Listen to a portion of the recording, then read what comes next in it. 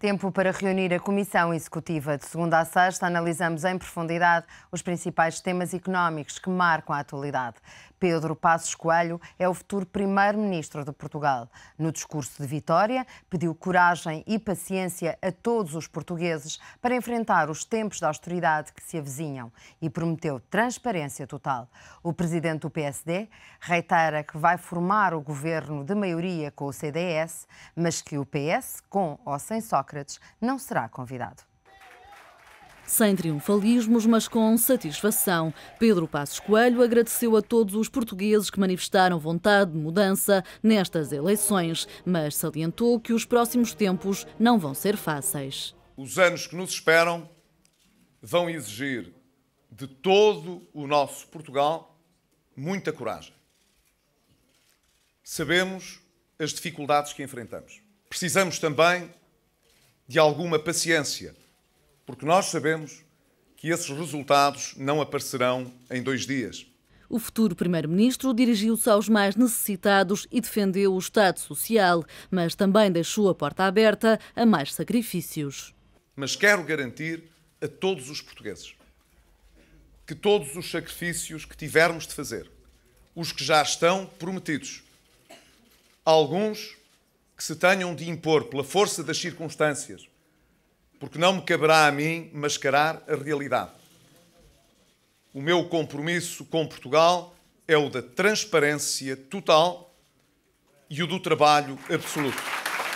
Vai valer a pena, garante Passos Coelho, e, sem surpresas, o líder do PSD promete uma maioria parlamentar com o CDS e independentes, mas sem saladas russas. Julgo que o país não perceberia que eu, na noite das eleições, dissesse o contrário do que afirmei durante toda a campanha eleitoral. Disse que o PSD e eu não estaríamos disponíveis para fazer uma espécie de salada russa no governo. E julgo que os portugueses concordaram com aquilo que eu disse.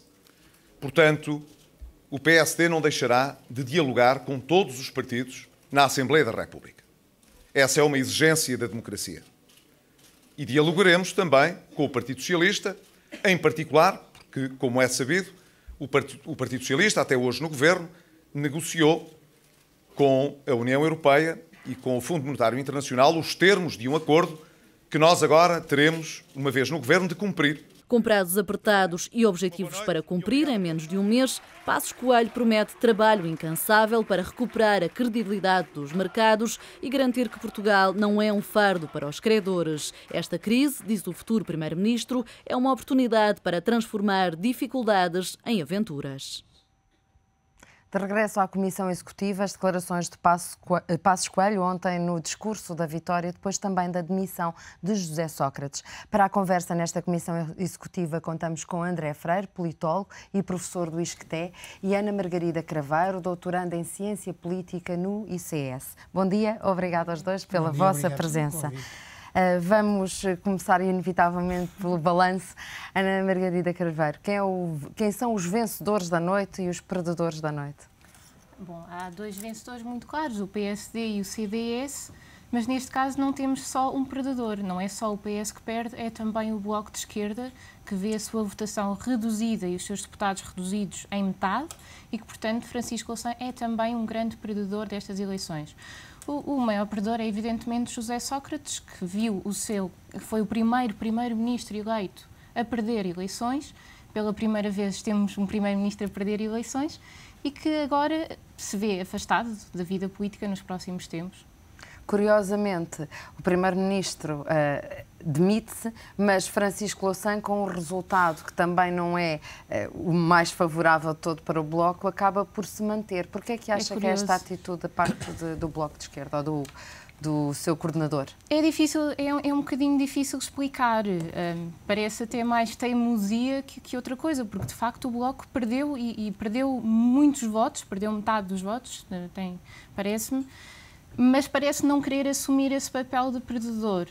E aparece até num discurso que, evidentemente, reconhecendo a derrota, mas permanece no mesmo discurso entrincheirado de oposição ao programa de ajuda.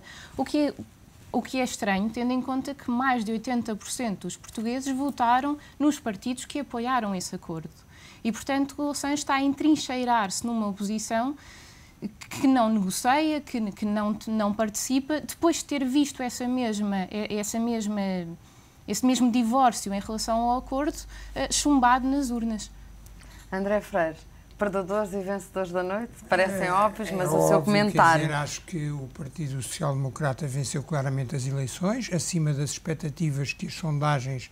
Bem, muito acima do que apresentavam as sondagens durante a campanha e mais próximo, embora acima do que as últimas apresentavam e mais próximo das da boca da urna. É uma vitória muito pessoal de Passos Coelho, ou seja, as pessoas pensaram em Passos Coelho nesta votação?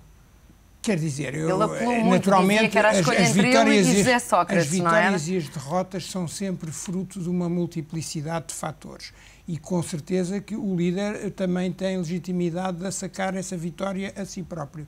Mas eu acho que naturalmente há aqui também uma grande dose de castigo ao governo que cessa funções e ao José Sócrates. Há um voto negativo de castigo bastante forte. Não creio que haja propriamente o entusiasmo extraordinário, mas naturalmente também há um elemento de mérito da liderança do PSD, e que aliás afirmou-se com muita assertividade e clareza, e terá beneficiado do voto útil no final, porque o CDS, aumentando a sua votação, o número de deputados em 2 ou 3, creio, e com a maior votação desde 1983, desde 83 que não tinha uma votação tão elevada, apesar de tudo, fica aquém do que as sondagens prometiam. Pois, porque se nota um clima de secção Pois, quer dizer, na apresentação de Paulo Portas não estava tudo de todo efusivo com o resultado. Bem, eu acho que ele, aliás, fez um bom discurso, porque também, quer dizer, é que esta vitória, nas condições em que o país está, não justifica euforias. E eu acho que o Paulo Portas também sublinhou isso, e muito bem.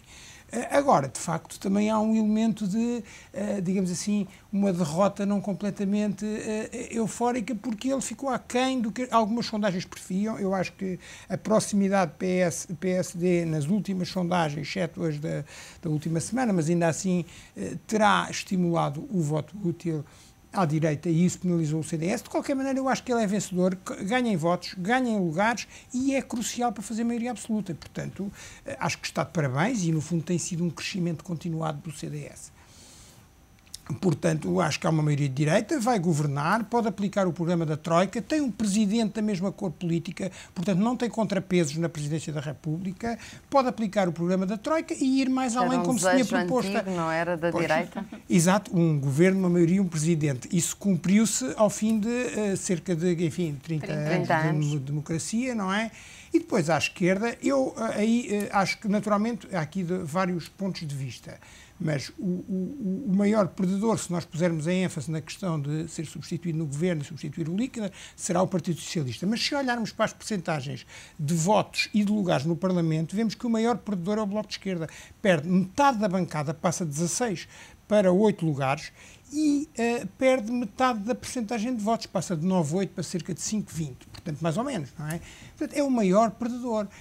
Eu acho que o José Sócrates também fez um grande discurso de derrota, com grande elevação, soube perder e pôs o lugar à disposição e pôs-se de lado também para não ser um empecilho para a nova liderança, qualquer que ela seja. Acho que isso é importante. Em contrapartida, o Francisco Louçã, quer dizer, assume a derrota pessoalmente, mas não tira consequências, nem sequer para discutir no seio do partido através de uma convenção. Daqui a 2 anos logo se verá o que é que a convenção quer dizer, do partido não aprendem com as lições, e eu acho e concordo com a Margarida aqui, porque isto é um problema não é só do Bloco de Esquerda, nem é só do Partido Socialista, isto é um problema do sistema político. O sistema político português é desequilibrado. A direita funciona e a vitória da direita é uma vitória que deriva em boa parte, do castigo do governo de José Sócrates e do próprio, que suscitava muita rejeição entre largos segmentos do eleitorado, mas também é a direita ser capaz de explorar um seu grande trunfo, que é que ela é capaz de cooperar e funcionar para fazer soluções de governo. E a esquerda não é. E o Partido Socialista, deixe-me só terminar, quando está sozinho, ou seja, quando tem maioria relativa, tem que se apoiar à sua direita. E apoiar-se à sua direita significa que se apoia no principal challenger. E o principal challenger, sempre que vir que tem oportunidade, como aconteceu agora, deita o governo abaixo. Isto é um problema, não é um problema só do PS, do Bloco de Esquerda, é um problema do sistema político português que devia ser encarado com frontalidade. Pelos vistos, o Bloco de Esquerda não quer refletir sobre isso. Esse aspecto é de facto muito interessante, porque a CDU, que também não foi negociar com a Troika, acaba por ter um crescimento. Portanto, há aqui claramente à esquerda eleitorados muito diferentes. A CDU tem praticamente a mesma votação que teve em 2009, Sobe portanto umas mantém sempre o seu eleitorado base. Aqui o problema é o Bloco de Esquerda, porque o Bloco de Esquerda deveria ser o parceiro natural do PS para coligações parlamentares ou mesmo governamentais, e recusa-se a assumir esse papel. Mas a CDU não podia também ser um parceiro? A CDU tem um discurso... Mudando na perspectiva, como referiu André Freire. É difícil, tem um discurso ideológico muito mais concentrado, muito menos flexível, enquanto que o Bloco seria eventualmente mais fácil aproximar-se do PS para uma eventual coligação. Mas, como estava a dizer, o Bloco recusa-se a assumir esse papel, recusa-se a ser o equivalente dos restantes partidos de esquerda na Europa. Quer dizer, é normal haver necessidade de coligação num sistema partidário. E é normal haver coligações e haver este diálogo entre partidos. O Bloco de Esquerda recusa-se. E por isso é que temos sempre o CDS aqui no centro a responder tanto à direita como à esquerda. Mas o que é que passa, por exemplo, se é possível imaginar um bocadinho o que é que pode passar pela cabeça de Francisco Louçã, porque, de facto, além de não tirar consequências, acabou também por deitar abaixo aquele que podia ser o trabalho do seu principal aliado, como referiu André. O Francisco Louçã parece não conhecer muito bem o seu eleitorado. O Francisco Louçã levou o Bloco era um partido no início das causas fraturantes. Com o PS no governo, todo esse potencial foi esgotado. O casamento gay foi resolvido, o aborto também. Portanto, teve que se virar para a parte económica.